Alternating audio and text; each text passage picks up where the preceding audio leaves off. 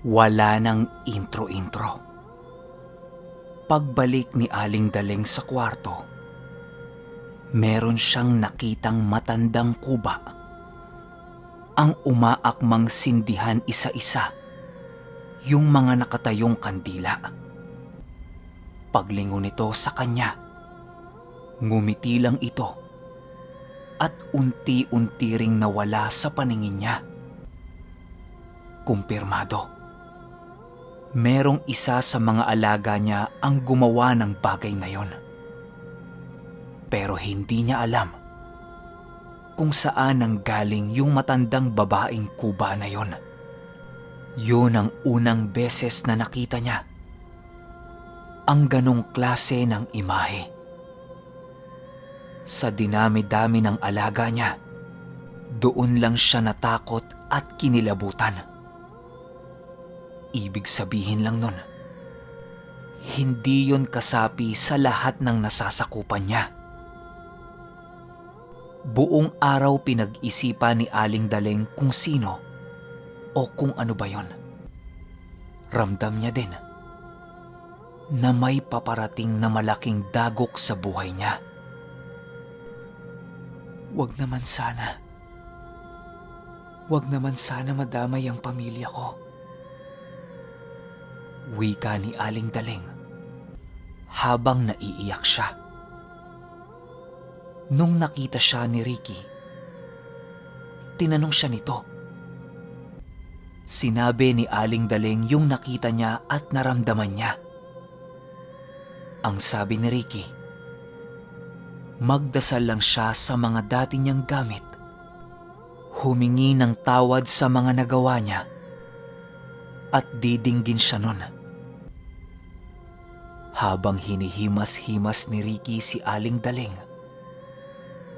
napatingin siya dito. Nagmistulang. Mukha ng dyablo ang mukha ni Ricky.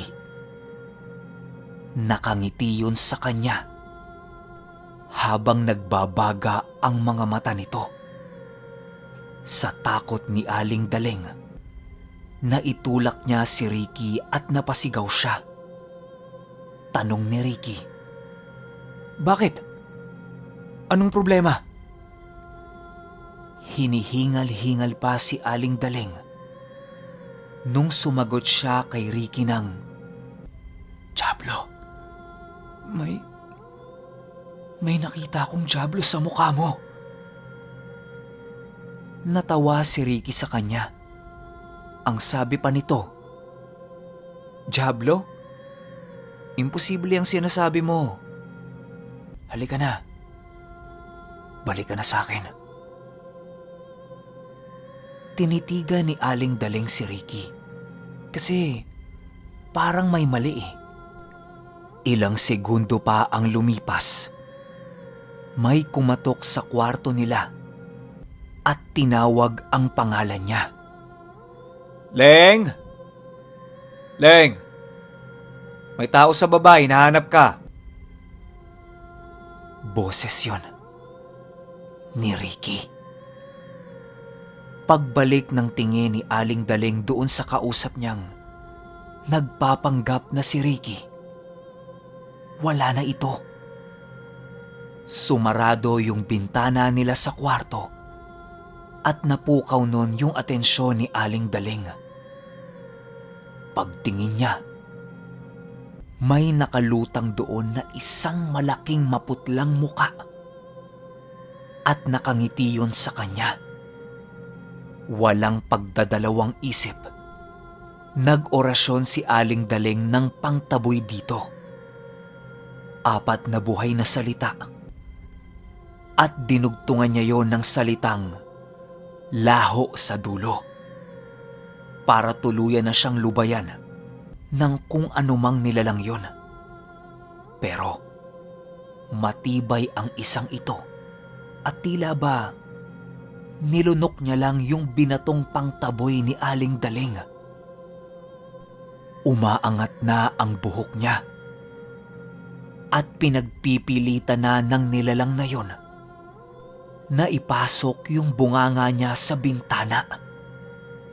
Mabuti na lang, binuksan ni Ricky yung pintuan.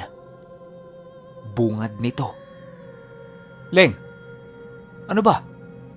Kanina pa kita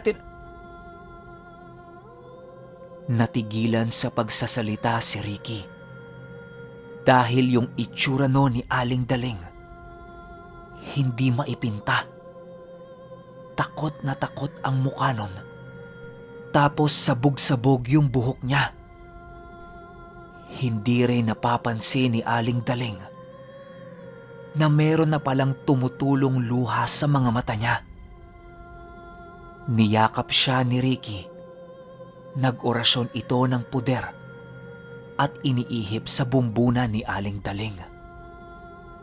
Iyak siya ng iyak habang nakayakap kay Ricky. Maya-maya pa, kumalma na si Aling Daling. Ang sabi niya kay Ricky, "Natatakot ako. Ang dami ko na namang nakikita." Itinayo siya nito at niyaya sa altar ng bahay nila. Ang sabi niya, sabay silang magdasal. Matapos nilang magdasal, tsaka siya tinanong ni Ricky kung ano ba ang nangyari. Kinuwento niya lahat. Nung marinig ito ni Ricky, ang sabi niya, baka tinatawag siya ulit ng mga dati niyang gamit. Subukan niyang dasalan. Sakto yun. Magmamahal na araw. Kahit labag ito sa puso ni Aling Daling, wala siyang magagawa kundi simulan ulit ang kanyang panata. Makalipas ang 2 araw, sinimulan na ni Aling Daling ang kanyang pagdarasal. Araw ng Biyernes yun. Habang inilalabas niya isa-isa ang mga gamit niya, nararamdaman niya na yumayakap na naman sa pagkatao niya yung mga dati niyang alaga.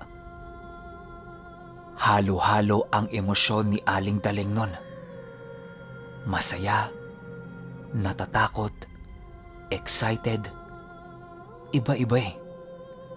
Pero mas lamang yung pananabik niya sa muli niyang pagpasok sa mundo ng mga alaga niya. Pinatay ni Aling Daling ang ilaw sa kwarto nila. Gumawa siya ng bilog.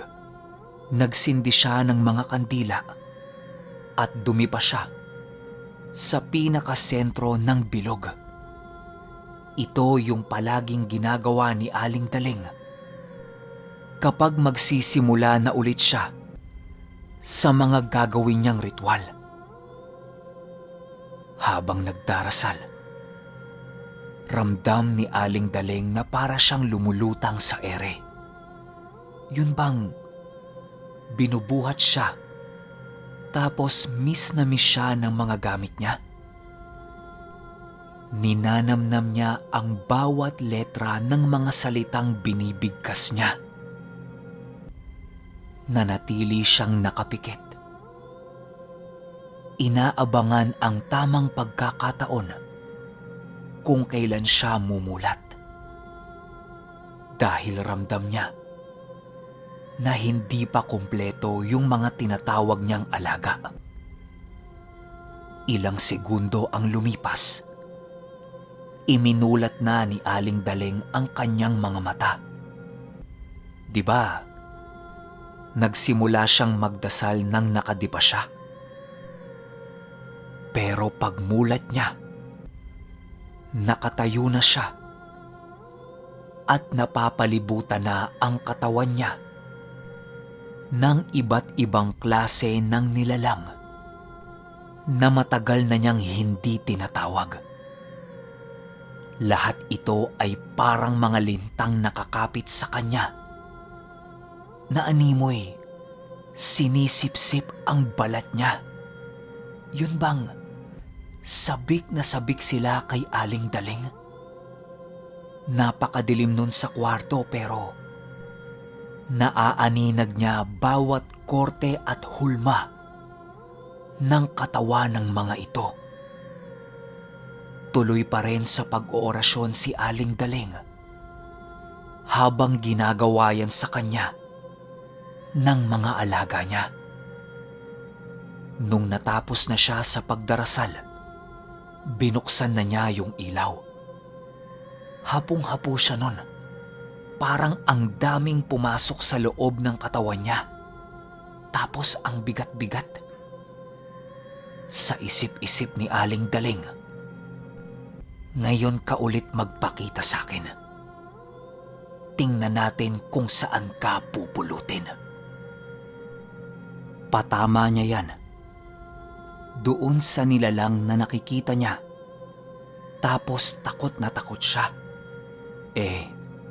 Parang ang nangyari, nagkaroon ulit ng maraming pondo si Aling Daling na galing sa kaliwa. Di ba? Ito talaga yung dasal niya mula noong bata siya. Kaya mas gamay niya ito kesa sa aral ng kanan. Nagbihis na si Aling Daling nun. Alam niya kasi sa sarili niya na magsisimula na naman siya sa kanyang araw-araw na pagdarasal at pagtawag sa mga alaga niya. Bago patayin ni Aling Daling yung mga kandila sa lapag, binanggit niya ng 6 na ulit yung pangalan ng demonyong hawak-hawak niya.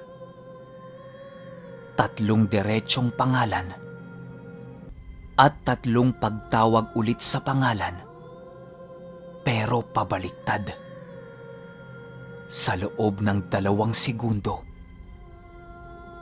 kusang namatay yung mga sindi ng kandila at isa-isa pa itong nagtumbahan. Patunay lang yun na nasa paligid lang yung demonyo. Habang nililinis niya yung kwarto nila, napadungaw siya ulit sa bintana. Yung mukha ng matandang nakita niya sa kwarto niya, nakadungaw doon habang nakangiti sa kanya at pinandidilatan siya ng mata. Tinitigan din ito ni Aling Daling. Naglakad siya dahan-dahan para lapitan ito. Yung mukha ng matandang yun, nanatiling nakatingin sa kanya, na tila ba hindi nasisindak sa kung anong meron si Aling Daling. Nung magkatapatan na sila ng muka, bumuka ang bibig nito at para bang may sinasabi siya. Hindi lang maintindihan ni Aling Daling. Kumapit na yung matanda sa bintana nila at ipinasok nito yung ulo niya. Si Aling Daling, nanatiling nakatitig dito at pinagmamasdan lang kung anong ginagawa ng nilalang na yon. Hanggang sa naipasok na nito ang buong katawan niya sa loob ng kwarto. Gulat na gulat si Aling Daling kasi sobrang laki pala nun. Halos triple ng taas niya. Napakalapad din ng katawan. Hindi niya alam kung anong uri ng nilalang yon. Engkanto ba? Maligno? Demonyo din? Pero hindi. Yung takot na nararamdaman niya nung una niyang nakita yon, nawala. Pakiramdam niya pa, matagal na niyang kilala yon. Nang yumuko ito at bumulong sa kanya ng, "Huwag mong iiwan yung mga iniwan sa'yo."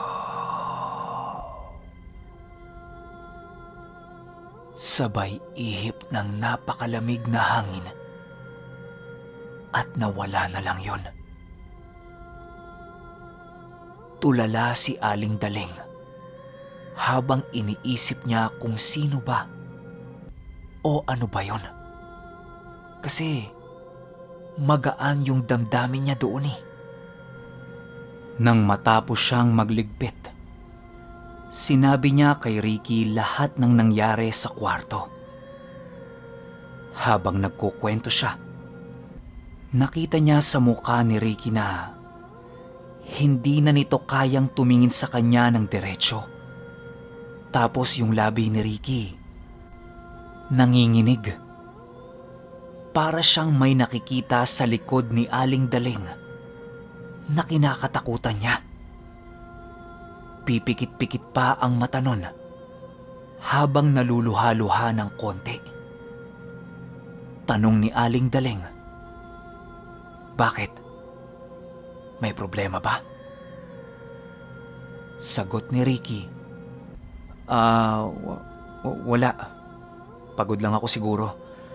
Para akong nilalagnat eh. Iinom na muna ako ng gamot."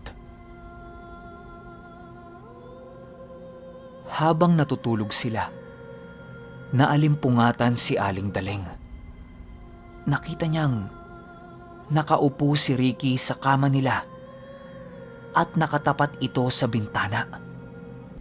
Panay ang orasyon nito sa kamay, tapos pinapakawalan niya sa labas ng bintana.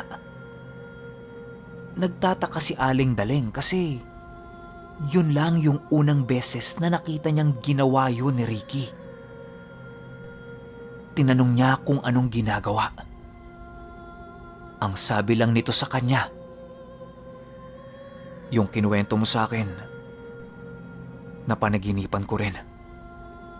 Nasa loob siya ng katawan ko. Tapos kinakain niya yung laman loob ko. Ang sakit. Nararamdaman ko yung mga ngipin niya habang idinidiin niya sa bituka ko." Ang sabi na lang ni Aling Daling para kumalma si Ricky, baka sobrang pag-iisip niya lang yon. Hayaan na lang niya. Susubukan niyang kausapin sa panaginip niya para alam niya kung anong mensahe ang nais iparating nun.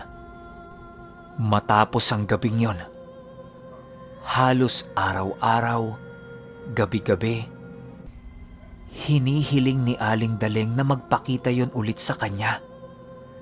Pero hindi na niya nakita pa. Yung buhay niya parang bumalik sa dati. Ang pinagkaiba lang, meron na siyang pamilya ngayon. 2 na nga yung anak niya eh. Ang kaso lang, tuwing magdadasal siya ng sarili niyang dasal, tapos sasabayan niya si Ricky na magdasal ng dasal nito sa kanan, palagi na lang, palagi siyang nagkakaroon ng sakit. Kung hindi pagtatae, trangkaso, dispepsya, pamamalat, pamamaga ng muka, at kung ano-ano pang sakit. Palagi yan. Tuwing sasabayan niya si Ricky magdasal, kapag 6:00 ng hapon, tapos Biyernes. Ang ginawa kasi ni Aling Daling nun, araw-araw niyang dinadasal yung mga karga niya. Pero pagtungtong ng Biyernes, yung puro karga naman ni Ricky. Tapos kapag patak ng Sabado at Linggo, diyan na papasok yung iba't ibang sakit niya. Gumagaling lang siya kapag ginagamot niya ang sarili niya gamit ang mga aral niya sa kaliwa. Sa ilang buwan nilang pag-oobserba sa ganong gawi, ang sabi na lang sa kanya ni Ricky, itigil na lang niya ang pagdarasal niya ng kanan. Ayos lang naman yon. Ultimo yung pagsisimba ni Aling Daling kada linggo, nawala na rin sa sistema niya. Partida, Ilang hakbang lang mula sa bahay nila, Fatima Church na. Yun yung simbahan namin dati sa Bacood. Hindi naman sila nagkaroon ng pagtatalo noon ni Ricky. Pero ilang buwan ang lumipas, nagkaroon ng matinding sakit si Ricky na hindi nila alam kung ano ang dahilan.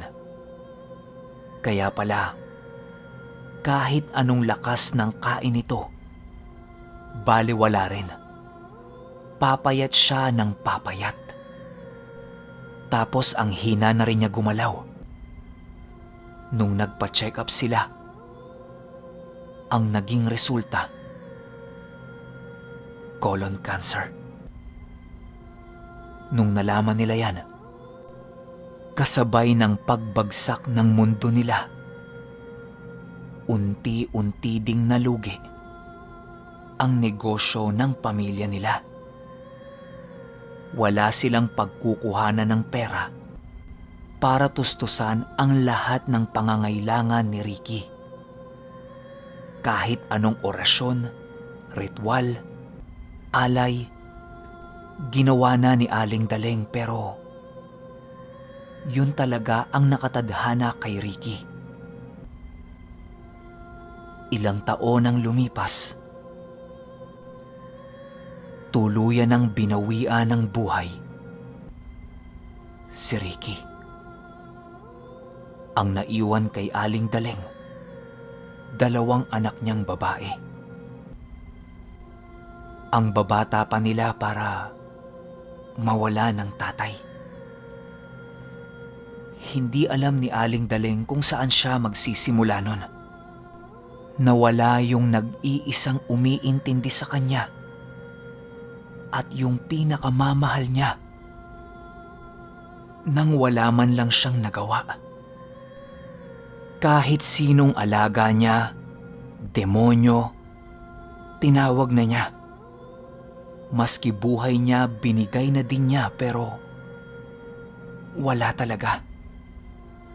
Ang huling sinabi pa ni Ricky sa kanya, at hanggang ngayon ay hindi niya makalimutan, ay yung kapag Diyos na ang nagpasya, wala tayong magagawa. Siya ang lumikha sa atin at siya lang din ang may karapatang wakasan kung anuman ang nilikha niya. Mananatili ako sa tabi ninyo. Mahal na mahal kita. Fast forward tayo. Iskipan natin yung drama part ni Tita Daleng. Ayaw niya ding ipakwento yan eh. Mga ilang taon ang itatalo natin. Malaki na yung mga anak niya dito, tapos may mga tauhan na rin siya. Nabuhay ni Aling Daleng yung 2 anak niya sa patuloy na pagtitinda ng mga lutong pagkain. Pero hindi talaga maiiwasan na merong mga taong maiinggit sa kanya. Siya ang kauna-unahang nagtinda ng mga lugaw, lumpia, palabok, at kung ano-ano pang pagkain. Tapos, biglang isa-isang nagsulputan yung ibang tindahan na kinokompetensya siya. Ayos lang naman yon kay Aling Daleng. Mas mabuti nga para may ibang pagpipilian yung mga tao eh. Kaso lang, meron silang bagong kapitbahay nun na meron ding kaparehas niyang negosyo na nanggaling pa sa Cebu. At hindi niya alam, balot na pala ng inggit ang puso nito dahil nakikita nilang matagumpay si Aling Daleng sa negosyo niya. At halos walang tigil ang paglabas-masok ng mga tao sa tindahan niya para lang bumili. Bukod pa dyan, merong pautangan itong si Aling Daleng. Kaya masasabi talaga na umaapaw ang pagpasok ng pera sa kanya. Tapos lahat ng kumakalaban sa kanyang negosyo, nagsasara. Kasi sa kanya pa rin lahat ng tao eh. Anong magagawa niya? Mas masarap yung tinda niya eh. Pero alam naman nating lahat na kapag tubo ng Cebu, sobrang galing sa pangungulam, parang sumpa at kung ano-ano ding pamparusa na galing sa kaliwang kaalaman. Papaano nalaman ni Aling Daling lahat yan? Yan ang aabangan nating lahat sa last part ng Aling Daling 3. Yun lang. Kita-kits sa last part. Salamat.